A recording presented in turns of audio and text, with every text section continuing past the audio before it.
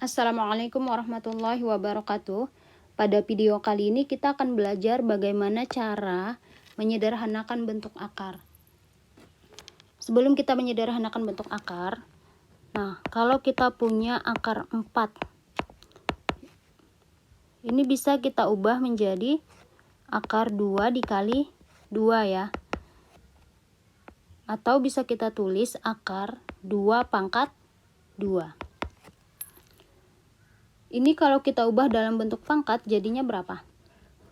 2 per, kalau tidak ada M maka nilainya 2. Berarti 2 pangkat 2 per 2. Atau 2 per 2 itu kan 1. Berarti 2 pangkat 1. 2 pangkat 1 adalah 2.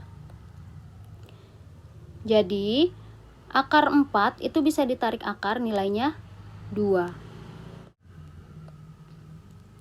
Kemudian selanjutnya, kalau ada akar 9. Akar 9 berarti perkalian 3 dikali 3. Berarti akar 3 pangkat 2, langsung aja ya. Berarti di sini hasilnya 3. Jadi akar 9 nilainya itu 3. Kemudian akar 16. Akar 16 berarti 4 dikali 4. Atau kita tulis akar 4 pangkat 2. Maka nilainya adalah 4. Kemudian akar 25. Perkalian akar 5 dikali 5. Atau kita tulis akar 5 pangkat 2. Hasilnya adalah 5. Dan seterusnya ya.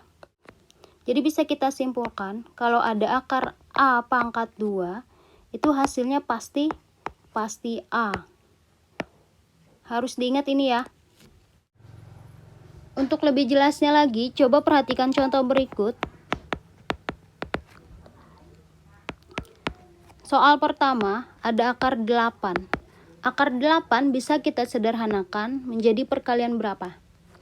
4 kali 2. Berarti akar 4 kali 2. Kita pisah, jadinya akar 4 dikali akar 2. Akar 4 nilainya berapa? 2 ya. 2 dikali akar 2 berarti 2 akar 2. Maka akar 8 bisa kita sederhanakan menjadi 2 akar 2. Kemudian soal nomor 2, ada akar 320. Ini kira-kira perkalian berapa kali berapa? Oke, kita tulis di bawah sini ya, 320. Kira-kira perkalian berapa dikali berapa yang memuat angka yang bisa ditarik akar?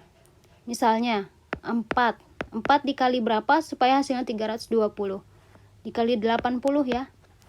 Nah, tapi nilai 80 di sini ini masih bisa kita pecah lagi. Artinya ini belum sederhana 80 ini. Saya tulis ya, belum sederhana. Karena 80 itu bisa kita pecah menjadi 16 dikali 5. Kalau kita tulis seperti ini, 320 berarti akar 4 dikali 80. Atau bisa juga kita tulis akar 4 dikali 16 kali 5. Kemudian kita pisah akar 4, kemudian dikali akar 16, dikali akar 5. Akar 4 nilainya berapa?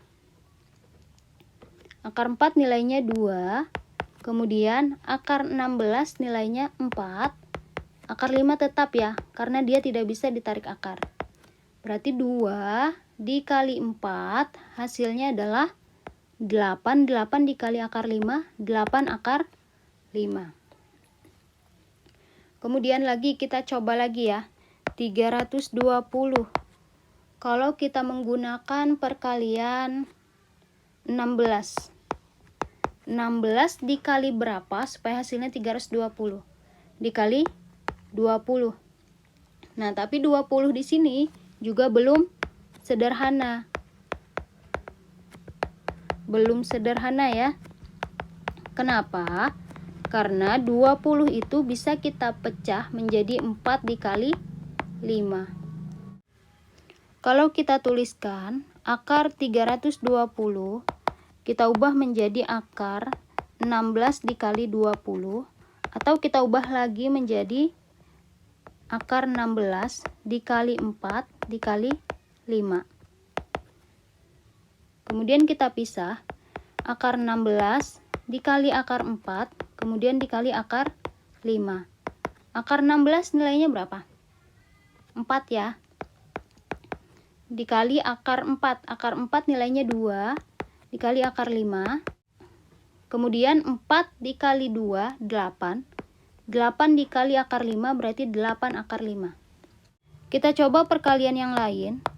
320. Saya menggunakan 64 ya. 64 dikali berapa supaya hasilnya 320? Dikali 5 ya. Nah, 5 di sini tidak bisa dipecah-pecah lagi.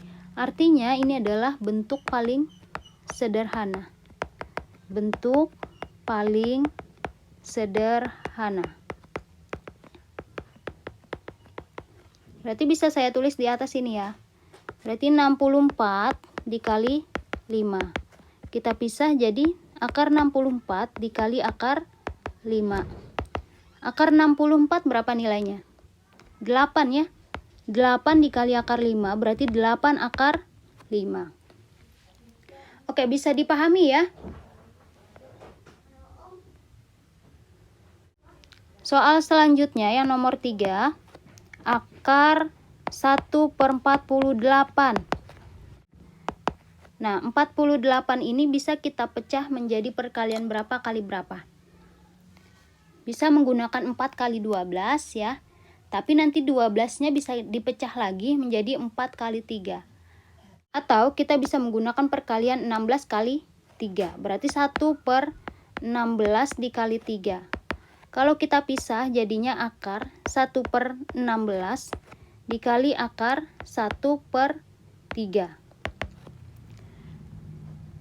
Bisa ditarik akar jadinya akar 1 ditarik akar 1.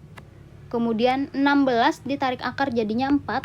Berarti 1/4 dikali akar 1/3 jadinya 1/4 akar 1/3.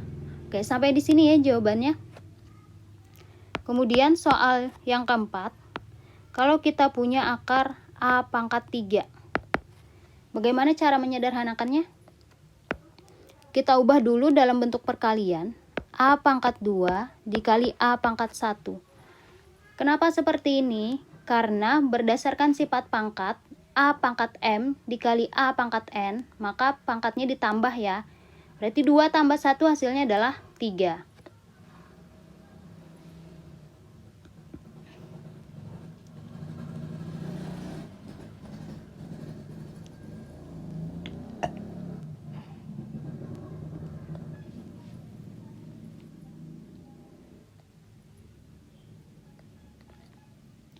Berarti kalau kita pisah, jadinya akar A pangkat 2 dikali akar A pangkat 1. Boleh satunya tidak ditulis ya.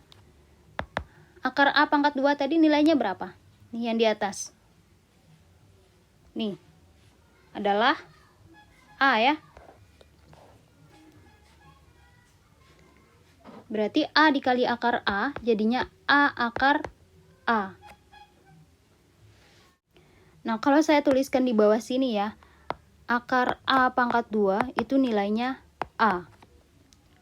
Kemudian, kalau saya punya akar A pangkat 3, berarti nilainya yang ini. A akar A. Kemudian, kalau saya punya akar A pangkat 4, maka hasilnya adalah A pangkat 2. Jadi, caranya seperti ini. Akar A pangkat 4, kalau pangkatnya genap, itu langsung bagi 2 aja. Jadi A pangkat 4, 4 bagi 2 jadinya 2. Jadi A pangkat 2 hasilnya. Kemudian kalau pangkatnya ganjil, contohnya akar A pangkat 5. Berarti 5 dibagi 2 berapa? 2 ya, sisa 1. Berarti A pangkat 2 akar A. Sisanya 1 itu adalah akar A-nya. Contoh lagi. Akar A pangkat 50. Berarti 50 dibagi 2 adalah 25. Berarti A pangkat 25. Selanjutnya, kalau saya punya akar A pangkat 57. Berarti 57 dibagi 2 berapa? 28 ya. Berarti A pangkat 28, sisanya 1. Berarti sisa satunya itu adalah akar A. Jadi dapat disimpulkan, setiap akar yang variabelnya berpangkat ganjil itu pasti memuat akar A. Sedangkan akar yang variabelnya itu pangkatnya genap tidak memuat akar A. Itu langsung dibagi 2 aja pangkatnya. Bisa dipahami ya? Selanjutnya contoh soal yang terakhir. Akar A pangkat 2 dikali B pangkat 3. Ini kita pisah jadi akar A pangkat 2 dikali akar B pangkat 3. Akar A pangkat 2 nilainya A. Kemudian akar B pangkat 3. Akar B pangkat 3 sama dengan ini ya. Berarti B akar B. Maka hasilnya A kali B akar B. Oke, sampai di sini dulu. Kalau ada pertanyaan silahkan komentar di bawah. Saya akhiri. Assalamualaikum warahmatullahi wabarakatuh.